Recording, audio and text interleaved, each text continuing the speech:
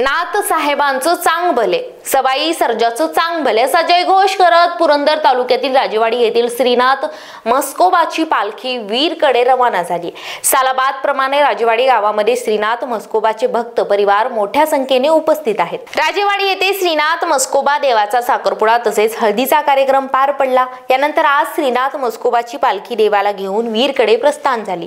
पालखी पारगाव, मेमाने, वाळुंज, शिवरी, शिंदेवाडवाडी घाट, परिचे, नवलेवाडी, राऊतवाडी आणि शेवटी वीरगाव असा पायी प्रवास करून वीर येथे दाखल झाली। या कालावधीत गावातील शेकडो भाविक महिला विवाह सोहळ्यासाठी वीर येथे मुक्कामी येतात। तसेच या काळात विविध धार्मिक कार्यक्रमांचे आयोजन केले जाते, अशी माहिती राजेवाडी येथील श्रीनाथ म्हस्कोबा पालखी सोहळ्याचे प्रमुख रामदास दशरथ बधे तसेच हनुमंत बधे यांनी दिली। रामदास दशरथ बधे, मुक्काम पोस्ट राजेवाडी, तालुका पुरंदर, जिल्हा पुणे। इथून श्रीनाथ म्हस्कोबा महाराजांची पालखी राजेवाडीतनं निघती। दशमीच्या दिवशी पौर्णिमेला सकाळी 9 वाजता पालखी बरोबर राजेवाडी अख्खे ग्रामस्थ मंडळी पालखी बरोबर सहमत पायी वीरला मुक्कामी जातात। तर जाताना पारगाव, राजेवाडी, पारगाव,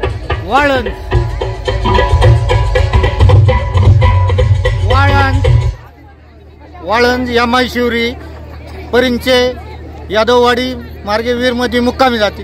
मुक्कामी गेल्यानंतर तिथं रावट्या दिल्या जातात। संध्याकाळी परत पालखी बेटाबेटीला वाळवंटात जाते।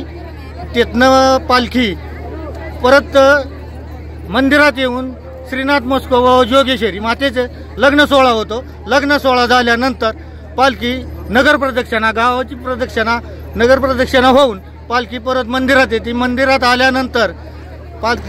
आल्यानंतर छबिनेचा 1 तास कार्यक्रम होतो। परत रावटीव पालखी येते मुक्कामी आणि 10 दिवस पालखी तिथेच असते। दररोज 2 टाइम छबिनेचा कार्यक्रम होतो।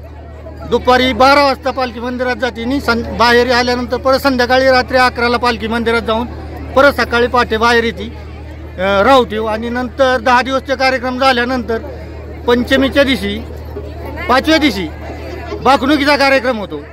आणि बाकणुकीचा कार्यक्रम झाल्याच्या नंतर जे संचार जे असते देवाचे ते पान खेळणं वगैरे ते चालू राहतं। त्यानंतर छबिने रंग पडतो। 10व्या दिवशी रंग पडला की त्या रंग पडण्याला मारामारी असे म्हणतात। ते झाल्यानंतर यात्रेची सांगता होते। संध्याकाळी मुक्कामी तिथे असते। दुसऱ्या दिवशी सकाळी पालखी रिटर्न पायी निघते राजेवाडीत आल्यावर संध्याकाळी वरातीचा कार्यक्रम, बाकणुकीचा कार्यक्रम होतो। आणि मग देवाच्या नाथ म्हस्कोबाच्या लग्न सोहळ्याचा कार्यक्रम सांगता होती।